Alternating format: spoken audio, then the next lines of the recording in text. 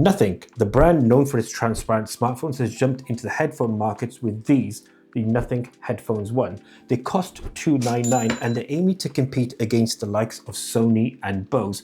But can they compete, or is it all just looks and aesthetics?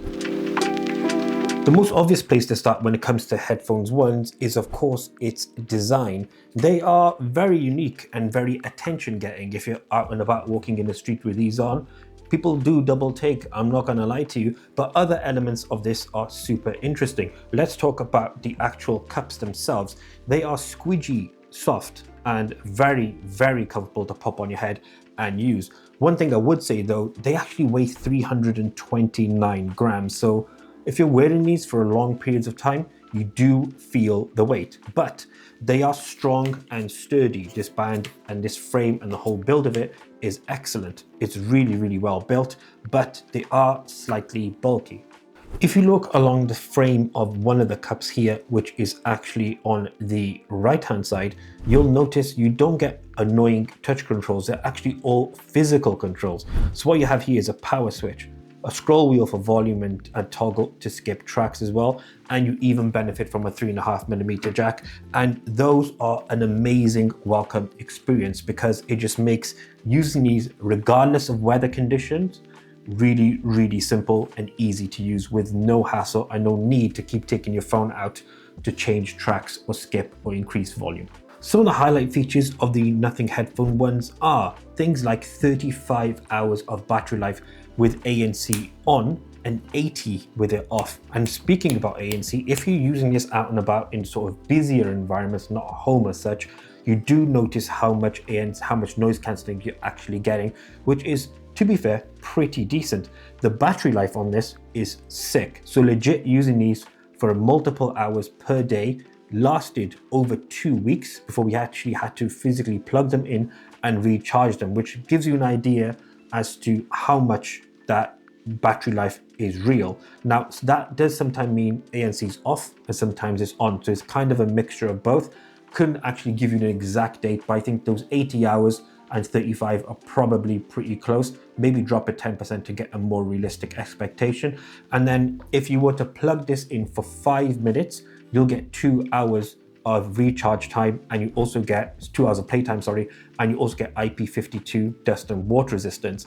Speaking on a couple of other things that we really liked, and that's the Nothing X app. So if you go onto this app on here, you can actually do a lot of really, really great things. Things like customizing your EQ, spatial audio settings, checking your fit, etc., what goes on your head to get the best sound experience, and a whole lot more, including how to use the headphones, etc., and the various controls, which is sick.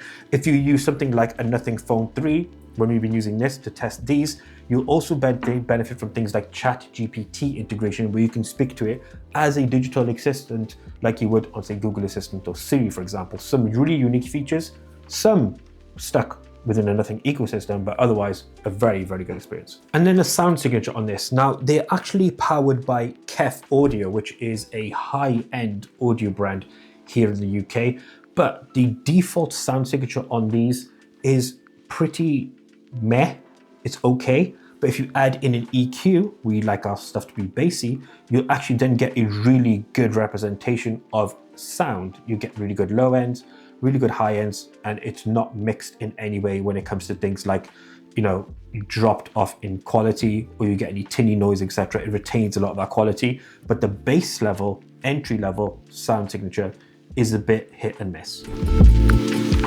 Things we'd like to change though actually link directly back to the actual sound signature again. Now, we've mentioned that it's good, not amazing at a bass level, but the ANC, I think, is probably the biggest downside when it comes to its sound, because when you wear them inside, it does a really good job of blocking out any background noise, but it's going to, because the home is significantly quieter than outdoors.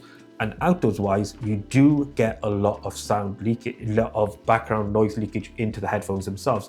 This is with the ANC cranked right the way up with the right fit, with these fitting comfortably over our ears. As you can see, they're pretty tight. You still get quite a lot of that background noise in, which is a bit of a shame when it comes to these headphones, especially when they cost around $299. So we love the physical controls on the Headphones One.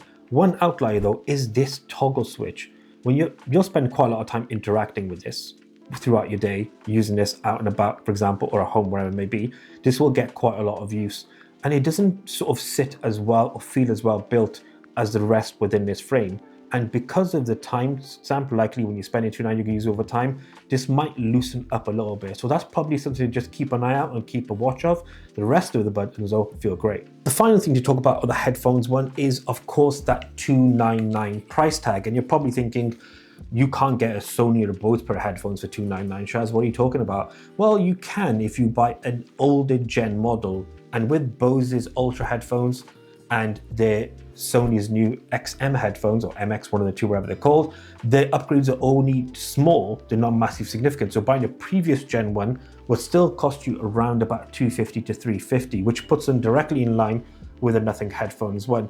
And that is a bit of an issue because those are top tier for things like ANC, for build quality, and of course, for brand reputation. The Nothing Headphone ones make a good foray into this space, but that $299 might be off-putting for quite a few people, especially when you got brands like Sony, like Bose, that are reputable and have a sort of better representation in the marketplace amongst consumers. So, our final thoughts. We've given you the highs and the lows of the Nothing Headphones one, and we just want to say, first of all, praise to Nothing for venturing into a space that they've never been before. We've actually daily used the Nothing Ear A's. My father uses the Nothing Ear 1s, the first gen ones. We love the sound profile, the build quality of those earphones have been excellent. And the Nothing Headphones 1, have a somewhat divisive design profile. They do stand out, but they're classic Nothing, which should be praised by all measures. But is it a recommendation to buy? I think the biggest couple of problems I would say personally that stand out are ANC not being as good quality as what you could get from Bose and Sony, and then that $299 price tag, both which be somewhat off-putting to some people. This is a 7.5 out of 10 foray into a new market for Nothing, and then of course they should be praised because the Nothing X app is excellent. The build quality is really, really good. The sound signature may be flat when you first get it, but when you add your own EQ on top, it sounds really, really good. So praise to Nothing for releasing this. But I think, and I can almost guarantee, Headphones 2 will be definitely significantly upgraded over Headphones 1. But let us know in the comment section below your thoughts on the Nothing Headphones 1. Would you spend that $299 or would you get something for previous gen from Bose or Sony? Let us know in the comment section below and be sure to like and subscribe. Until the next one, we out.